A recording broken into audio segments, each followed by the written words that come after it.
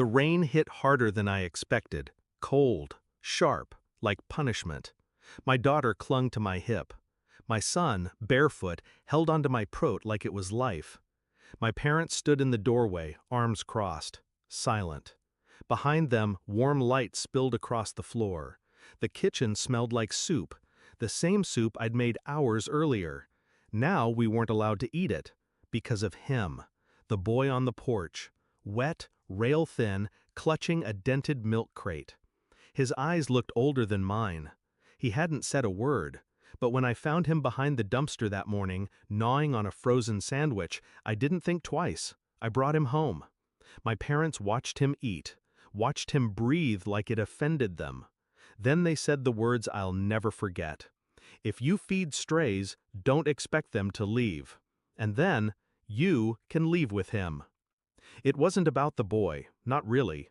It was about control, about how I broke the rules, their rules. Rules that said broken people should stay out of sight. Starving kids weren't welcome under roofs paid off with pride and bitterness. They never liked how soft I was, how I raised my kids with open hands instead of clenched fists. They didn't say it out loud, but I saw it. In how they stiffened when I spoke gently, how they scoffed when I read bedtime stories, how they hated the silence after a question instead of the roar of discipline.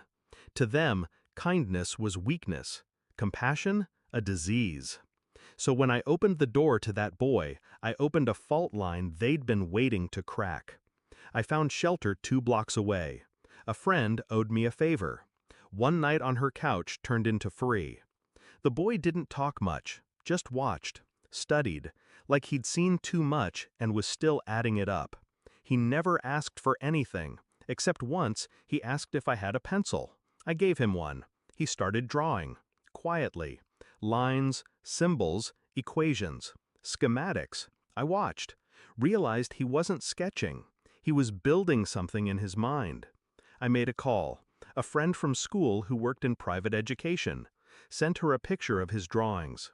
She called back the next day, breathless. "Where did you find this boy?" I told her. She went quiet. Then, "You need to bring him in.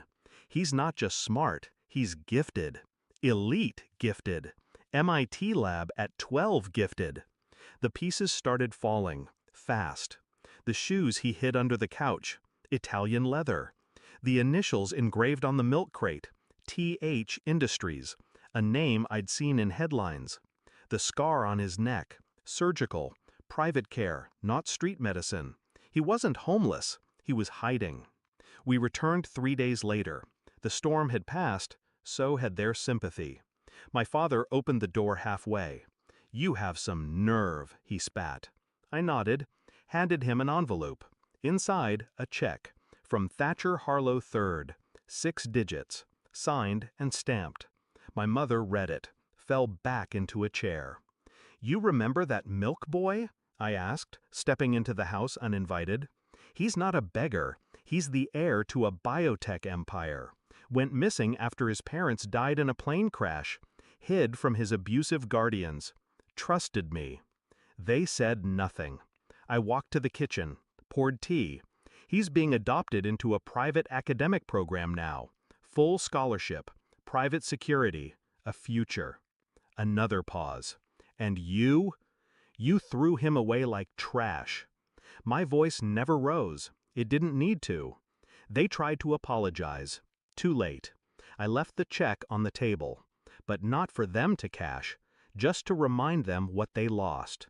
A chance to matter, to help, to see someone and be seen in return. They asked if I wanted to move back in. I smiled. Not with warmth. No. We've outgrown this place. The boy came in behind me, polished now, clean, confident. He walked past them, said nothing, just placed a folded paper on the counter. A sketch of their house, burning, artistic, symbolic, cruel in its elegance. They didn't ask what it meant. They didn't need to. I watched the rain through our new window. The penthouse view softened it, made it seem quieter than it used to feel. My kids were asleep on a designer couch. The milk boy, Thatcher, was in the study, Drawing, always drawing. We were no longer drowning, and they were stuck in that house, full of pride, empty of purpose. They had a roof, but no legacy, no warmth, no name worth remembering. Final line. They taught me the price of kindness. Now they live with the cost of cruelty.